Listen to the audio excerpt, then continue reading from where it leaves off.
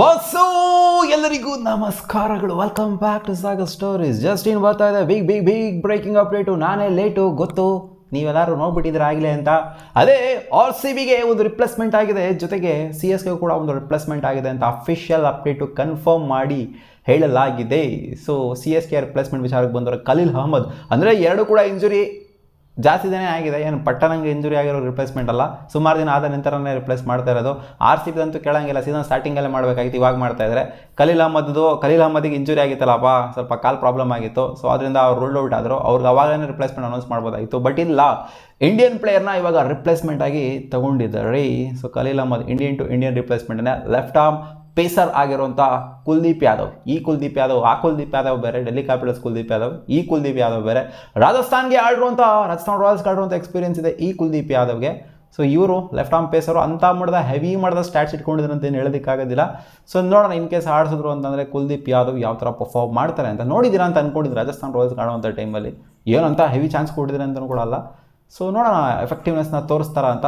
So ಏನೋ ಇವರಲ್ಲಿ ಕಲೆ ಇದೆ ಅಂತ ಎತ್ತಾಕೊಂಡಿದ್ದಾರೆ, ತೋರಿಸ್ಬೇಕಾಗಿದೆ ಅವರು ಕಲೆನ.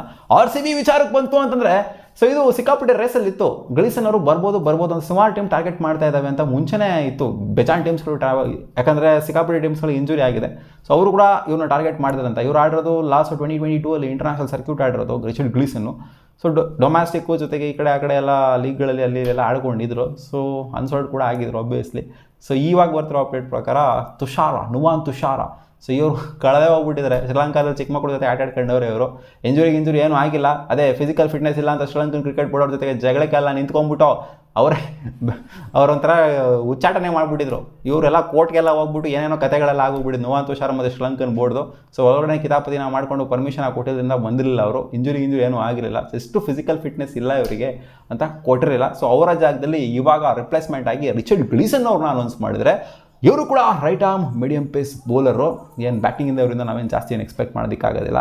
ಇಲ್ಲಿ ಏನಕ್ಕೆ ರಿಪ್ಲೇಸ್ಮೆಂಟ್ ಆಗಿ ತೊಗೊಂಡಿರ್ಬೋದು ನಮ್ಮ RCB ಅಂತ ನೋಡ್ತು ಅಂತ ಅಂದರೆ, ಹೌದು ಜಾಶ್ ಹೇಜಲ್ವುಡ್ ಅಷ್ಟರ ಮಟ್ಟಿಗೆ ಲಾಸ್ಟ್ ಸೀಸನು ಪ್ರೂವ್ ಮಾಡ್ತಿದ್ರಲ್ಲ, ಆ ಥರ ಎಲ್ಲ ಪ್ರೂವ್ ಮಾಡ್ತಾ ಇಲ್ಲ ಈ ಸೀಸನು.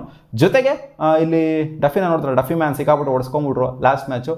ಸೊ ಇನ್ ಕೇಸ್ ಏನಾದ್ರು ಪ್ಲೇ ಆಫ್ಸ್ಗೆ ಹೋಗ್ತೀವಿ ಆಬ್ವಿಯಸ್ಲಿ. ಸೊ ಅಲ್ಲೇನಾದರೂ ಇಂಜುರಿ ಜಾಶ್ ಹೇಜಲ್ವುಡ್ಗೂ ಏನಾದ್ರು ಆಗೋಗ್ಬಿಡ್ತು ಅಂದರೆ ಡಫಿ ಏನೋ ಅಷ್ಟು ಕಾನ್ಫಿಡೆನ್ಸ್ ತೋರಿಸ್ತಾ ಇಲ್ಲ. ಹೌದು ಸೀಸನ್ ಸ್ಟಾರ್ಟಿಂಗಲ್ಲಿ ಕೊಟ್ಟರು, ಬಟ್ ಲಾಸ್ಟ್ ಮ್ಯಾಚ್ ತೋರಿಸ್ತಿಲ್ಲ. ಬಟ್ ಆದರೂ ಕೂಡ ಒಬ್ಬರು ಬ್ಯಾಕಪ್ ಆಗಿ ಇರಲಿ ರಿಚರ್ಡ್ ಗ್ಲೀಸನು. ಡಫಿನೇ ಇರ್ತಾರೆ ಪ್ರಿಫರೆನ್ಸ್ ಖಂಡಿತ, ಯಾಕಂದರೆ ಸೀಸನ್ ಸ್ಟಾರ್ಟಿಂಗಲ್ಲಿ ಇಂಪ್ಯಾಕ್ಟ್ ಚೆನ್ನಾಗಿ ಮಾಡಿದರೆ. ಲಾಸ್ಟ್ ಮ್ಯಾಚ್ ಒಂದು ಹೊಡ್ಸ್ಕೊಂಡಿರ್ಬೋದು, ಬಟ್ ಸೀಸನ್ ಸ್ಟಾರ್ಟಿಂಗಲ್ಲಿ ಮಸ್ತಾಗಿನೇ ಆಡಿದರೆ. ಒಂದು 2 ಮ್ಯಾಚ್ ಹೊಡ್ಸ್ಕೊಂಡಿದ್ರೆ, ಒಂದು 2 ಮ್ಯಾಚ್ ಬೆಟ್ರಾಗಿ ಪರ್ಫಾರ್ಮ್ ಮಾಡಿದರೆ. ಸೊ ಇರಬೇಕು ಅಂತ ತೊಗೊಂಡಿದ್ರೆ, ಮುಂಚೆನೇ ತೊಗೊಂಡಿದ್ರೆ ಆಗಿತ್ತು ಗುರು. ಯಾಕಂದರೆ ಇರಬೇಕು ಫಾಸ್ಟ್ ಬೌಲರ್ಸ್ಗಳು, ಬ್ಯಾಕಪ್ ಇರಬೇಕು, ಬೆಂಚ್ ಸ್ಟ್ರೆಂತ್ ಇರಬೇಕು ನಮಗೆ. ನಾನು ಎಕ್ಸ್ಪೆಕ್ಟ್ ಮಾಡಿದೆ ಸೀಸನ್ ಸ್ಟಾರ್ಟಿಂಗಲ್ಲೇ ಅಂತ.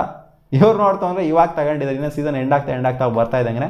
ಬಟ್ ಇನ್ನೂ ಸೀಸನ್ ಎಂಡ್ ಆಗಿಲ್ವಲ್ಲ, ಇನ್ನೂ few matches to come RCB ಇದು, ಜೊತೆಗೆ ಪ್ಲೇ ಆಫ್ಸ್ ಬೇರೆ ಇದೆ. ಸೊ ಈ ಟೈಮಿಗೆ ಬಂದ್ಬಿಟ್ಟು ಜಾಯ್ನ್ ಆಗ್ತಿದ್ದಾರೆ ರಿಚರ್ಡ್ ಗ್ಲೀಸನ್ ನಮ್ಮ RCBನ. ಸೊ ನೋಡೋಣ RCB ಇವ್ರನ್ನ ಆಡ್ಸೋದಿಲ್ವಾ, ಅಥವಾ ಆಡಿಸ್ತು ಅಂತಂದರೆ ಯಾವ ರೇಂಜಿಗೆ ಉದ್ಧಾರ ಮಾಡ್ತಾರೆ ಗ್ಲೀಸನ್ ಅಂತ. ಸೊ ಇವರ ಸ್ಟ್ಯಾಟ್ಸ್ ವಿಚಾರಕ್ಕೆ ಬಂತಾರೆ, 145 T20 ಮ್ಯಾಚಸ್ ಆಡಿದರೆ. ನಾನು ODI ಸ್ಟ್ಯಾಟ್ಸು ಜೊತೆಗೆ ಲಿಸ್ಟ್ ಟೈಮ್ ಮತ್ತು ಫಸ್ಟ್ ಕ್ಲಾಸ್ ಬಗ್ಗೆ ಮಾತಾಡೋಕೆ ಹೋಗಲ್ಲ. T20 ಸ್ಟ್ಯಾಟ್ಸ್ 145 ಮ್ಯಾಚಲ್ಲಿ 141 ಮ್ಯಾಚು ಬೋಲಿಂಗ್ ಹಾಕ್ಸಿದ್ದಾರೆ. ಅದರಲ್ಲಿ 170 ವಿಕೆಟ್, 141 ಇನ್ನಿಂಗ್ಸಲ್ಲಿ ಬೌಲಿಂಗ್ ಮಾಡಿ 170 ವಿಕೆಟ್ ತೆಗೆದಿದ್ದಾರೆ. 5 ಕೂಡ ತೆಗೆದಿದ್ದಾರೆ. ಆವ್ರೇಜು 22.99 ಇದೆ.